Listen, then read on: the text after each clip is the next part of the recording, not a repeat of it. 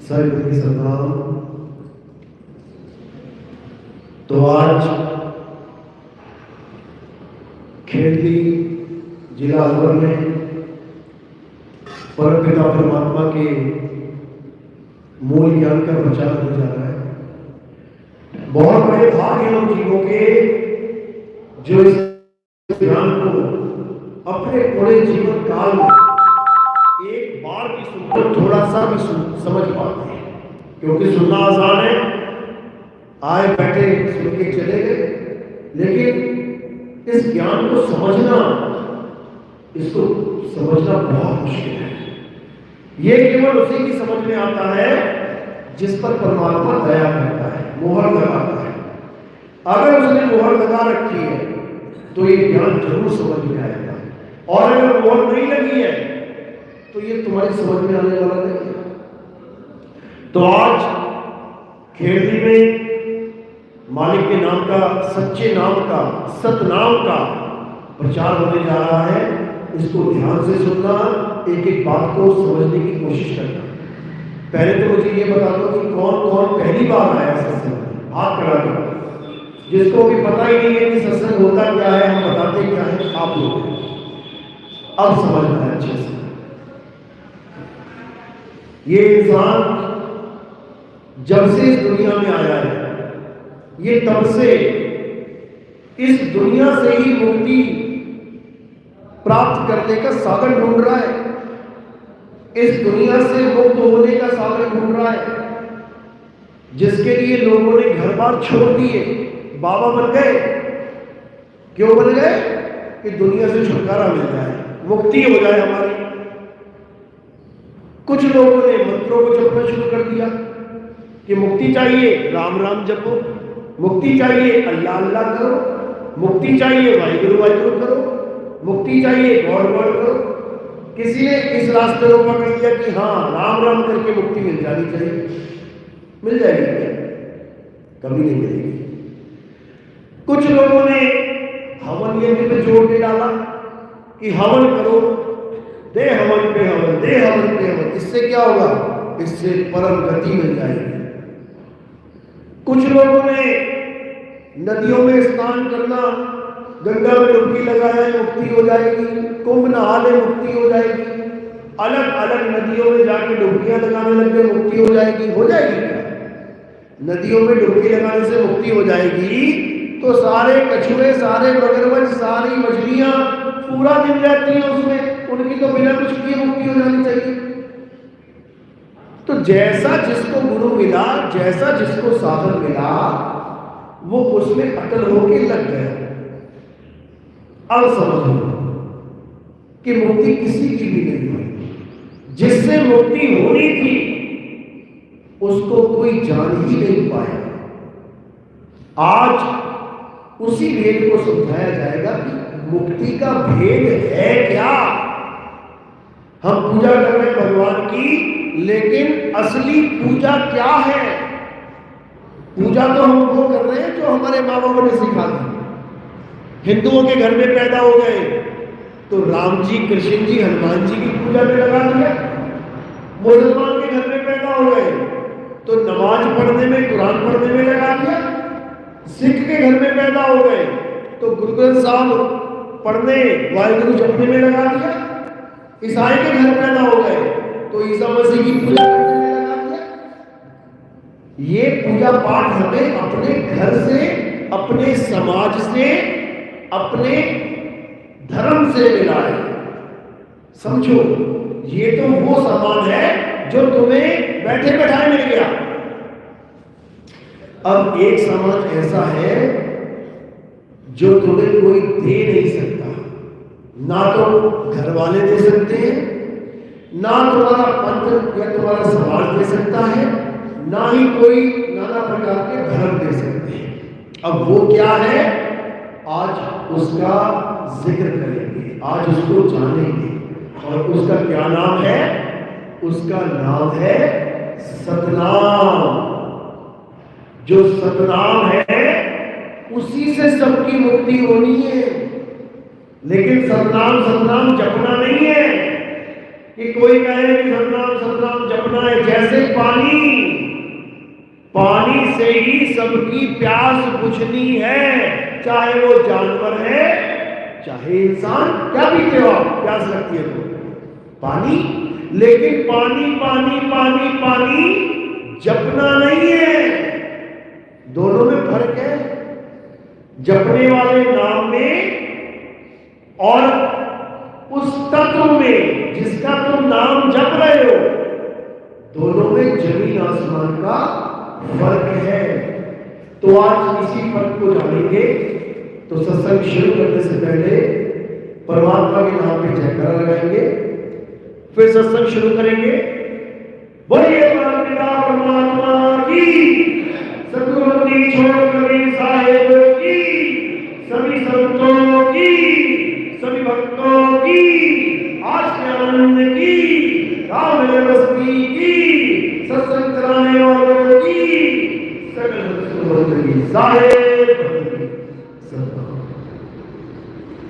तो कबीर साहब समझा रहे हैं कि बिना मरे तेरी मुक्ति ना होवे, तू जीवित मर जा अवधूता।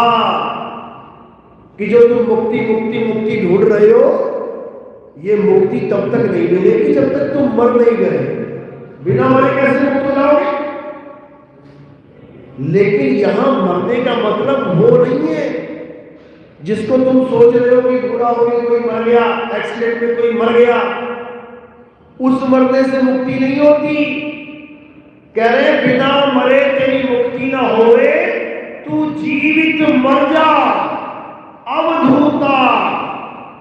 जीते जी मरना है, यानी तुम्हें जीते जी एहसास होना चाहिए कि मौत होती क्या है, किसे कहते हैं मौत, क्या होती है मौत?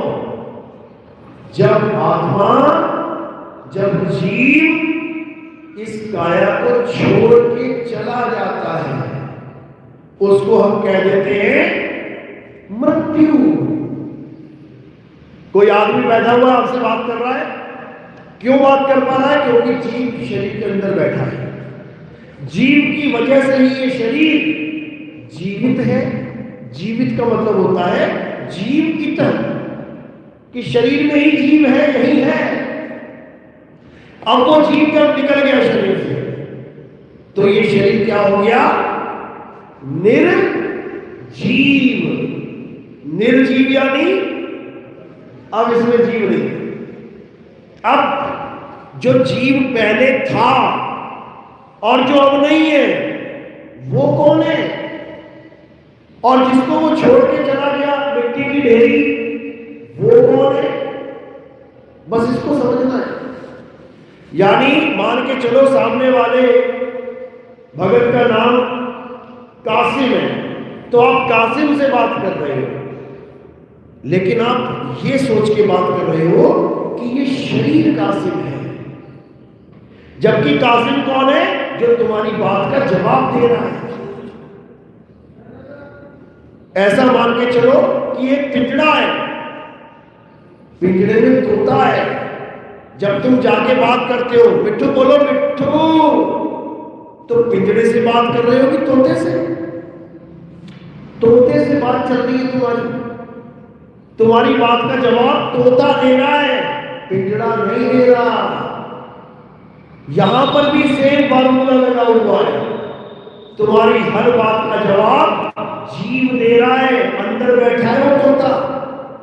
लेकिन ये पिंजड़ा ऐसा है कि इस पिंजड़े का जो मुंह है ये हिलता है बोलते हुए, तो ऐसा लगता है जैसे पिंजड़ा बोल रहा है।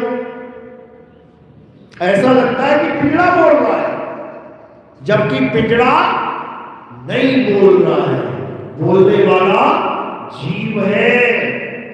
अब बोलता बोलता बोलता अटैक आया और उसने शरीर छोड़ दिया। अब जिससे तुम बात कर रहे थे वो चला गया। अब तुम पिंजड़े को कह रहे बोलना, अरे बोलता क्यों नहीं भाई, बोलना कुछ। अरे पिंजड़ा थोड़ी नहीं बोल रहा था, तोता उड़ गया, पिंजड़ा रह गया, तुम पिंजड़े को हिला रहे हो, कह रहे हो बोलना। तोता बोल रहा था, पिंजड़ा नहीं बोल रहा था। तो हमारा भाई, हमारे बहन, हमारे चाचा, मामा, नाना कौन है? जीव बने बैठे हैं वो। पिंजड़ा नहीं है कि मेरी माँ औरत है, मेरा बाप आदमी है। ना वो आदमी है ना वो औरत है, वो कौन है? जीव है। और जीव होता क्या है? ईश्वर अंश। जीव अविनाशी, सबको पता है जीव अविनाशी है। तो क्या तुम्हारे माता पिता अविनाशी हैं? क्या तुम्हारे पिता अविनाशी हैं? उनकी मृत्यु नहीं होगी? क्या तुम्हें नहीं लगता कि तुम्हारी मां कभी मरेगी? अगर तुम्हें लगता है कि तुम्हारी मां एक दिन मरेगी तो तुमसे बड़ा अज्ञानी कोई नहीं। अगर तुम्हें लगता है तुम्हारे पिता एक दिन मरेंगे, तुम एक दिन मरोगे, तो तुमसे बड़ा अज्ञानी कोई नहीं। क्यों? क्योंकि तुम जीव को भी नहीं जान पाए। परमात्मा तो बहुत दूर की बात है, ईश्वर तो बहुत दूर की बात है, तुम उसके अंश तक को नहीं जान पाए। समझ में आ रही बात है? यानी पहले जीव को जानना है कि जीव कौन है। ये कौन है जो इस काया के अंदर बैठ के पूरा पूरा दिन बोल रहा है, बातें कर रहा है? उस जीव को जानना पड़ेगा, तब समझ में आएगा वो जीव आया कहां से। कहते हैं मुझे खोल बताओ ये जीव कहां से आया। एक बच्चा पैदा हुआ, लेकिन मृत पैदा हुआ, मुर्दा पैदा हुआ, यानी उसमें जीव नहीं है। तो तुम क्या नाम रखोगे उसका? मुर्दा बच्चा पैदा हो जाए हॉस्पिटल में तो तुम क्या नाम रखोगे उसका? कोई नाम नहीं रखा जाएगा उसका। क्यों? क्योंकि जिसका नाम रखना था वो उसमें है ही नहीं। समझ लो, नाम जीव का रखा जाता है, शरीर का नहीं। वरना सारे मुर्दे बच्चे पैदा हो रहे हैं, नाम रखते जाओ, क्यों नहीं रख रहे नाम? नाम जीव का रखा जाता है, समझ लो। लेकिन शरीर को देख के, शरीर के आधार पे उस जीव का नाम रखा जाता है। लड़का पैदा हो गया तो नाम हो जाएगा कुलविंदर सिंह। लड़की पैदा हो गई तो नाम रख देंगे कुलविंदर कौर। लड़का पैदा हो गया तो नाम रख दिया नानक। लड़की पैदा हो गई तो नाम रख दिया नानकी। दोनों भाई बहन थे, बाबा नानक की बहन नानकी थी। केवल शरीर देख के दोनों का नाम रख दिया गया। एक का शरीर आदमी का, एक का शरीर औरत का। लेकिन जो जीव है वो आदमी है या औरत? दोनों में से कुछ नहीं है। वो जीव क्या है? अविनाशी तत्व है। अविनाशी तत्व जैसे बाकी तत्व है।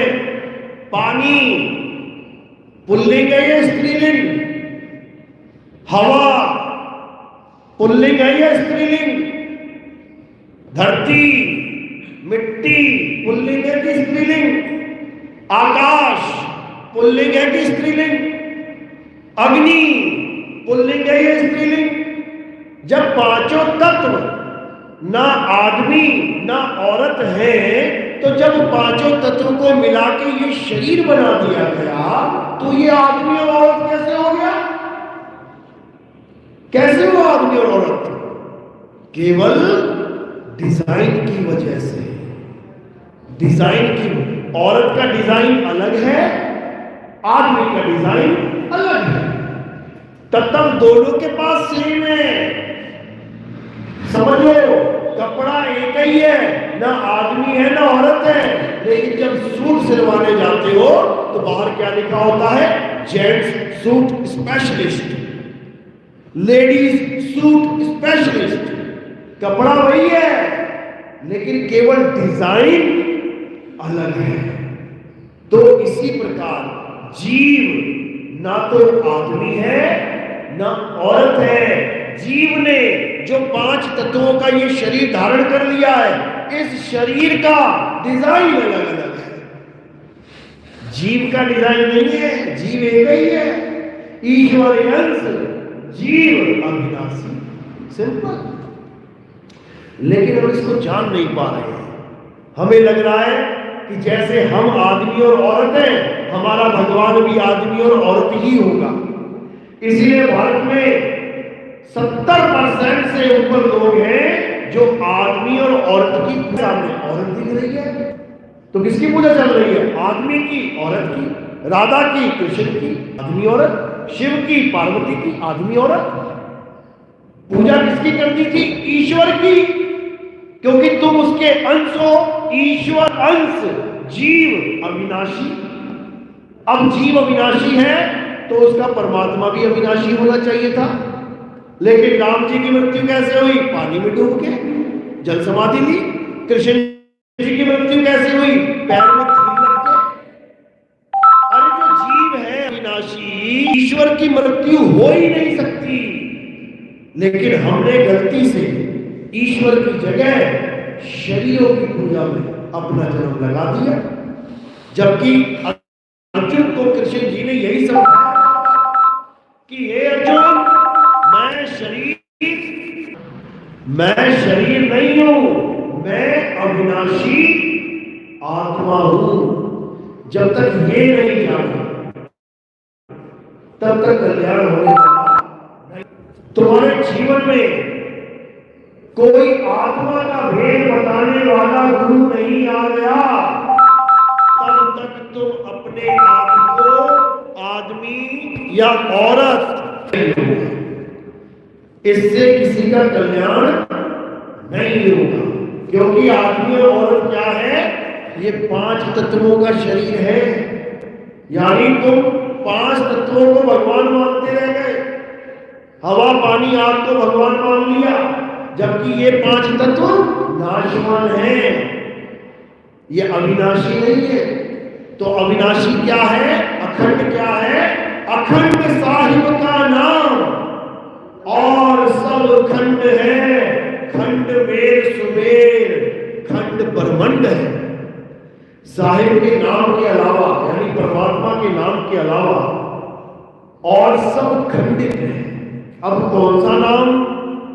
परमात्मा को पाने के लिए कौन सा नाम, किस नाम का सिमरन करें? अब ये सबसे बड़ा सवाल है। क्योंकि जिस भी गुरु के पास चले जाओ, वो तुम्हें कोई ना कोई अलग नाम पकड़ा देगा। तुम 10 प्रकार के गुरुओं को बैठा दो और पूछो कि क्या नाम में परमात्मा मिल जाए, तो तुम देखोगे 10 के 10 अलग अलग नाम दे रहे हैं। और सत्संग में क्या कह रहे हैं कि परमात्मा तो एक है, एक। अरे भैया, परमात्मा एक है तो तुम लोग एक क्यों नहीं हो जा रहे? तुम क्यों अपनी अलग दुकान चला रहे हो? तू अलग चला रहा है, तू अलग चला रहा है, तू अलग चला रहा है। तुम अपने ही नाम एक नहीं कर पा रहे हो। तुम सारे आपस में बैठ के फैसला कर लो नाम कौन सा है, हमें तो बाद में देना। पहले तुम्हें ही निर्णय कर लो कि वो नाम है क्या। हिंदू कह रहा है राम राम जप ले, मुसलमान गुरु कह रहा है अल्लाह अल्लाह जप ले, सिख कह रहा है वाहिगुरु वाहिगुरु जप ले, ईसाई कह रहा है गॉड गॉड कर ले। तो सबसे बड़ा जाल यही नाम है। नाम का सबसे बड़ा जाल है, 52 अक्षरों का ये जाल है। इंसानों के द्वारा बनाए गए ये अक्षर ही सबसे बड़ा जाल है। इन अक्षरों से कोई निकल नहीं सकता। इसीलिए सबसे पहले साहिब ने क्या समझाया?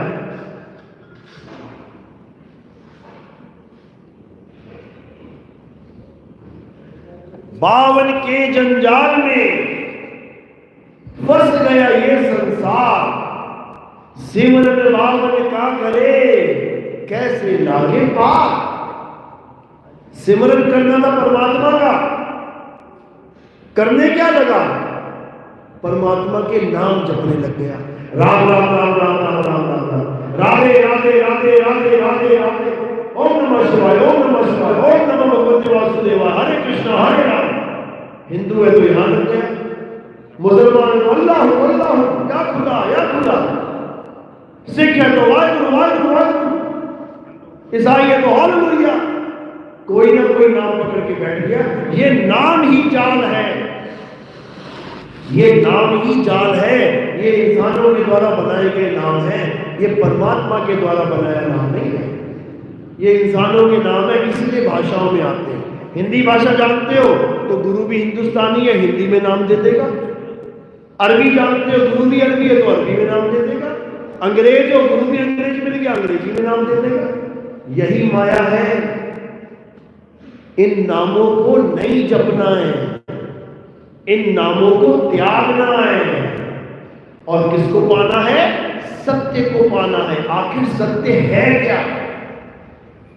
और वो कैसे मिलेगा? जब तुम सत्य नाम को जानोगे, सच्चे नाम को जानोगे। वो सच्चा नाम बोलने, लिखने, पढ़ने में नहीं आता, उसकी पहचान ये है। अगर तुम्हें तुम्हारे गुरु ने बोलने वाला नाम दे दिया कि जाओ बेटा जपो, तो याद रखना वो गुरु सतगुरु नहीं है। जपी मतलब जो नाम जपवाए वो जपी है, जो नाम जपे वो जपी है, जो तपस्या करवाए वो तपी है। तो जपी तपी ना जपी चाहिए ना करवाए, तुम्हें तुम्हारी आत्मा का ज्ञान बताए। घंटा मंत्र जप रहे हो और सोच रहे हो कि इस बार तो बाहर, ये सब काल के दूत हैं। मंत्र जपवा रहे, सत्य पुरुष अकाल मूल शब्द रूपी राम, ये सब काल के दूत हैं। क्यों? क्योंकि ये सब 52 अक्षर हैं, ये सब 52 अक्षर हैं। 52 अक्षरों में तुम्हें ऐसा फंसा दिया गया है कि तुम समझ ही नहीं पा रहे। 52 अक्षर से परे क्या वस्तु है। जब प्यास लगती है तो पानी के भी कई नाम हैं, जल, वाटर, नीर, तोय, पानी, 5 नाम तो यही है। लेकिन तुम कोई नाम नहीं जपते हो कि प्यास लग गई तो हिंदू जपेगा पानी पानी पानी पानी, प्यास लगी तो अंग्रेज जपेगा वाटर वाटर वाटर। ऐसा कुछ नहीं है। भले 5 छोड़ो, 5000 नाम रख दो पानी के, लेकिन प्यास बुझाने के लिए तत्व की जरूरत है, तत्व के नामों की नहीं। समझ लो, राम राम करने से राम मिल जाए, इससे आसान सौदा क्या है? पैसा पैसा पैसा गाने से पैसा मिल जाए तो इससे आसान सौदा क्या है? साहिब कह रहे हैं, धन धन कहे जो नर धनिया होए, तो निर्धनिया रहे ना कोई। कहते धन धन कहने से धन आ जाए तो इससे सस्ता क्या है? तो मेरे भाई, राम राम करने से राम नहीं मिलता, अल्लाह अल्लाह करने से अल्लाह नहीं मिलता, वाहिगुरु वाहिगुरु करने से वाहिगुरु नहीं मिलता, गॉड गॉड गाने से गॉड नहीं मिलता। तो कैसे मिलता है? उसको ढूंढने से मिलता है। तुम्हारा पर्स खो जाए तो क्या करोगे? पर्स पर्स पर्स पर्स जपोगे क्या? ढूंढोगे कि मैं किस गली से आया था, पक्का उसी गली में गिरा होगा। अब उस गली में जाओगे ढूंढते हुए तो 101% मिल जाएगा, अगर किसी ने उठाया ना हो तो मिल जाएगा ना। और अगर गली भूल जाओ, फिर गली भूल गए कि कौन सी गली से आए थे, अब कहां ढूंढोगे? अब या तो पूरे संसार में ढूंढो या फिर याद आ जाए तो उस गली में ढूंढो। एक ही काम हो सकता है। या तो पूरे संसार में ढूंढना पड़ेगा क्योंकि वो गली याद ही नहीं है, या फिर याद करके उस गली में ढूंढ लो, फिर सारे संसार में नहीं ढूंढना पड़ेगा। 2 ही ऑप्शन है भाई। तुम्हारा मोबाइल कमरा नंबर 10 में रह गया, अब तुम्हें यह भूल गया कि कौन से कमरे में था, तो क्या करोगे? तो सारे कमरे ढूंढो। या फिर याद आ जाए कि कमरा नंबर 10 है तो भैया उस 10 में चले जाओ, आपको छोड़ दो। इसी प्रकार साहिब समझा रहे हैं, सूरत परमात्मा को ढूंढ रही है लेकिन उसको कमरा नंबर 10 याद नहीं आ रहा, तो क्या कर रही है? पूरे संसार में ढूंढ रही है। तो कह रहे सूरत फंसी संसार में, तासे पड़ गई दूर, सूरत बांध स्थिर करो, यानी उस गली में स्थिर करो और पूरे संसार को छोड़ दो। सूरत बांध स्थिर करो, आठों पहर हुजूर।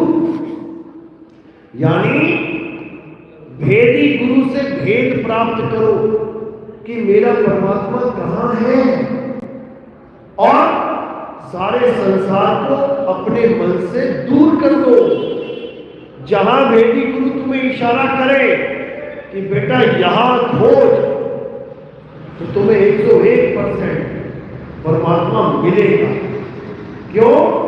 क्योंकि कबीर साहब समझा रहे हैं, मोह को कहां ढूंढे रे बंदे, मैं तो तेरे पास में। जब वो मेरे पास में है तो गुरुजी ने मुझे पास पड़ी वस्तु का ज्ञान क्यों नहीं दिया, मुझे नाम क्यों नहीं दिया कि नाम जप तो परमात्मा मिल जाएगा। अरे जो मेरे पास है तुम उसका ज्ञान मुझे समझाओ कि वो बात कहां पे है। कोई नहीं बता रहा है। जो वस्तु मेरे पास है, जो मेरे घट में विराजमान है, उसको पाने के लिए नाम पकड़ा रहे, जपने के लिए। बताओ ऐसे अज्ञानी जीव हैं। तो साहिब कह रहे हैं, अरे घट में पड़ी वस्तु नहीं सूझे, और बाहर ढूंढत जासी, जल में नीर प्यासी, मोहि देखत आवे हासी। यानी अगर तुम्हें परमात्मा चाहिए तो तुम्हें ये जानना पड़ेगा कि वो रहता कहां है। अभी किसी के पास जाना हो आपने, तो क्या करोगे? पहले एड्रेस पूछोगे, भैया तुम रहते कहां हो, तभी तो जाओगे। कि फोन लगा दिया, हाँ भैया मैं आ रहा हूं, अरे एड्रेस तो मिले नहीं, मैं देख लूंगा कहां रहते हो, मैं खुद देख लूंगा, ढूंढ लूंगा, ढूंढते रह जाओगे। इसलिए भेदी गुरु क्या करता है? भेदी गुरु तुम्हें परमात्मा का घर दिखाता है। पहले कहां रहता है परमात्मा, फिर वहां पहुंचना कैसे है उसका भेद बताता है। अब तुम्हें घी ढूंढना हो, घी खाते हो ना, घी वो कहां मिलता है? कहां रहता है घी? घी कहां रहता है? पेड़ में, जमीन में, नदी में, नाले में, पहाड़ पे? कहां रहता है? दूध में। उसका एड्रेस दूध है। घी को पाना है तो कहां रहता है? दूध में। अब दूध में पहुंच गए, दूध के पास। अब क्या करें? हाथ डाले दूध में और निकाल ले घी, निकल जाएगा क्या? बस यही समझना है। परमात्मा तुम्हारे पास है। मोह को कहां ढूंढे रे बंदे, मैं तो तेरे पास में। लेकिन जो वस्तु तुम्हारे पास है उसे पाने की तुम्हें विधि नहीं पता है। अब वो विधि मिल गई तो समझ लो कि तुम्हें सत भक्ति मिल गई। अगर विधि नहीं है तो समझ लो झूठे जन्म गवा रहे हो। मंदिर जाओ, चाहे मस्जिद जाओ, चाहे गुरुद्वारे जाओ, चाहे ये मंत्र जप लो, चाहे वो मंत्र जप लो, मुक्ति होने वाली नहीं किसी की। मुक्ति तब होगी जब सारे भगवानों के नाम त्याग दोगे। हिंदू है तो राम राम छोड़ दे, मुसलमान है अल्लाह अल्लाह छोड़ दे, सिख है तो वाहिगुरु वाहिगुरु करना छोड़ दे, और ईसाई है तो हालेलुया करना छोड़ दे, यहूदी है तो यहोवा यहोवा करना छोड़ दे। तो करना क्या है? अपनी आत्मा से अपनी सूरत को जोड़ दे, तब मुक्ति होगी, नहीं तो नहीं होगी। अपनी आत्मा को जान ले, जैसे अपनी आत्मा को जानेगा परमात्मा को पालेगा। गीता में यही समझाया। अध्याय 3 17वां श्लोक पढ़ना घर जाके क्या कहते हैं। अध्याय 3 17वां श्लोक क्या कहता है? हे अर्जुन, जो अपनी आत्मा में रमण करते हैं, जो अपनी आत्मा में तृप्त है, जो अपनी आत्मा में संतुष्ट है, उनके लिए कोई धार्मिक कर्म कर्तव्य उनके लिए ये मंदिर, मस्जिद, गुरुद्वारे, चर्च ये सब खिलौने हैं, बच्चों वाले खिलौने, जो बचपन में तो बहुत अच्छे लगते हैं, लेकिन जब ज्ञानी हो जाते हो तो उन खिलौनों की तरफ पलट के देखते तक नहीं। समझ लो, बचपन में बहुत अच्छे लगते हैं, यानी अज्ञानी जीव को ये मंदिर, मस्जिद, गुरुद्वारे बहुत अच्छे लगते हैं, लेकिन जब ज्ञानी हो जाओगे तब तुम्हें समझ में आएगा कि आत्मा के सिवा और कुछ पूजनीय है ही नहीं। ये मंदिर, मस्जिद, गुरुद्वारे किसने बनाए? इंसान ने बनाए। किसकी ताकत से बनाए? आत्मा की ताकत से बनाए। अगर उस मिस्त्री में, अगर उस मजदूर में आत्मा ना होती, क्या मंदिर बना लेते? नहीं बना पाते। ये मूर्तियां बड़ी बड़ी बना रहे हैं, कौन बना रहा है? ये इंसान बना रहा है। किसकी ताकत से? आत्मा की ताकत से। जो कुछ भी संसार में बन रहा है आत्मा की ताकत से। इसीलिए कृष्ण जी ने इस आत्मा की महिमा गाई है। हे अर्जुन, ये आत्मा अजन्मा है, ये आत्मा नित्य है, ये आत्मा शाश्वत है। ना तो कभी इसका जन्म होता है, ना कभी इसकी मृत्यु होती है। इस आत्मा को ना तो कोई शस्त्र काट सकता है, ना अग्नि जला सकती है, ना वायु सुखा सकती है, ना जल भिगो सकता है। इस आत्मा को खत्म करने में कोई सक्षम नहीं है। तो भैया और किसकी पूजा करें? और कोई पूजने है ही नहीं इसके सामने। जो मर जाएगा उसकी पूजा करोगे क्या?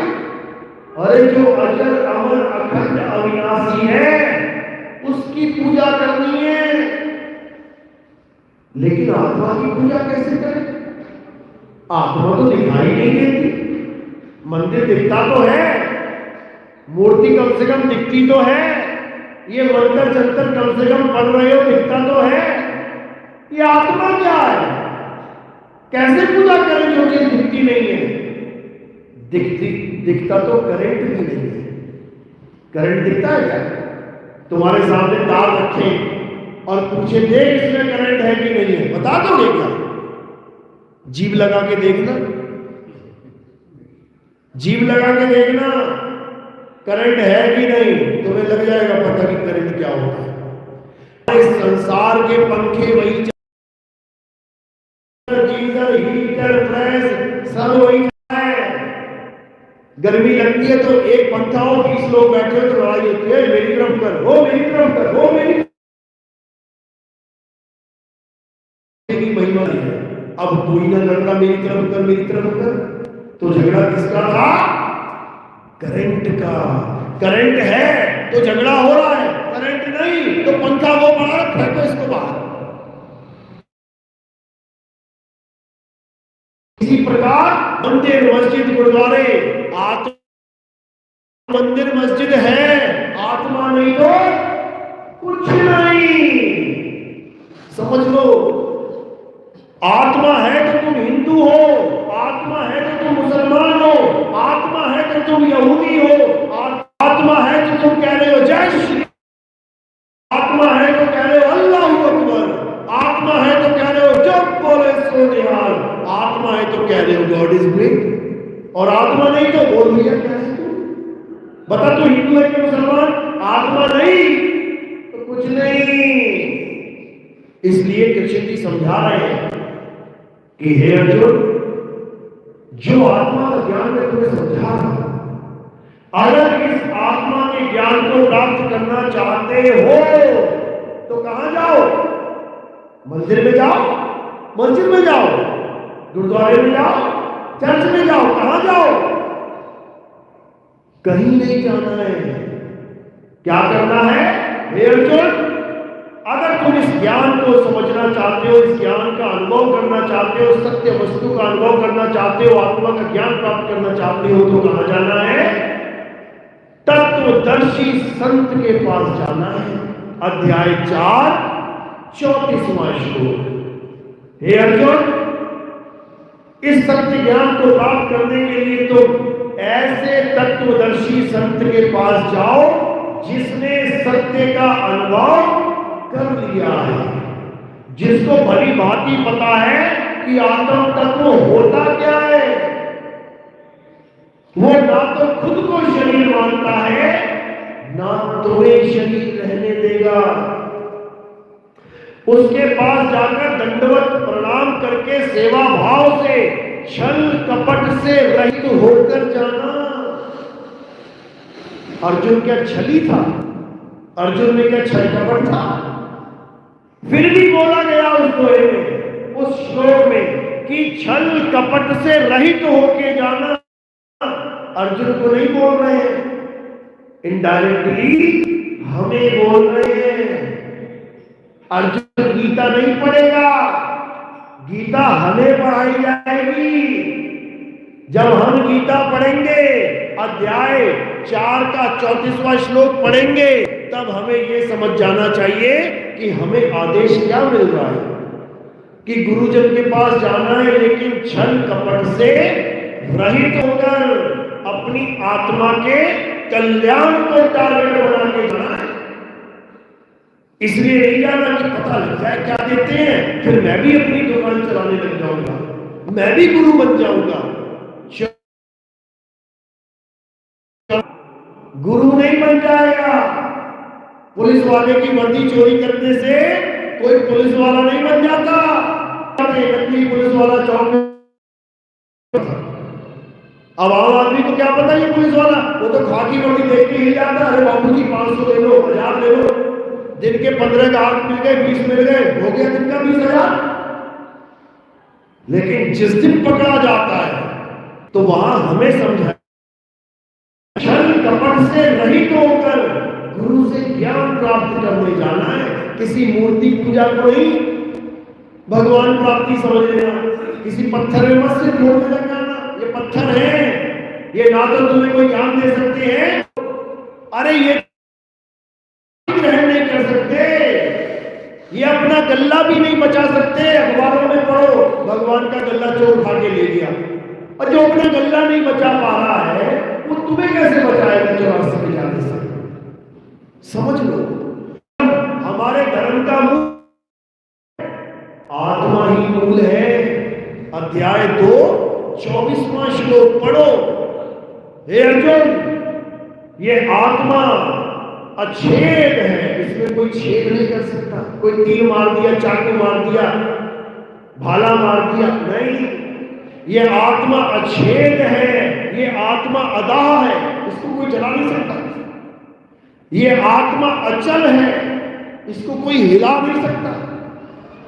ये आत्मा सदा स्थिर रहने वाला है, ये आत्मा अजन्मा है, ये आत्मा अडोल है, ये आत्मा पुरातन है, ये आत्मा ही सत्य सनातन है।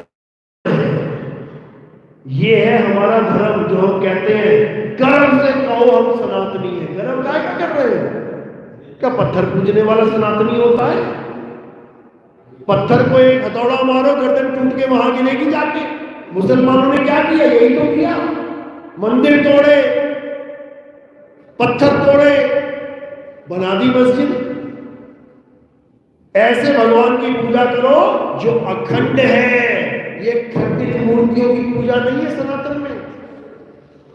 लेकिन कोई जान ही नहीं पा रहा है, किसी को समझ में आ ही नहीं रहा, करे तो करे क्या?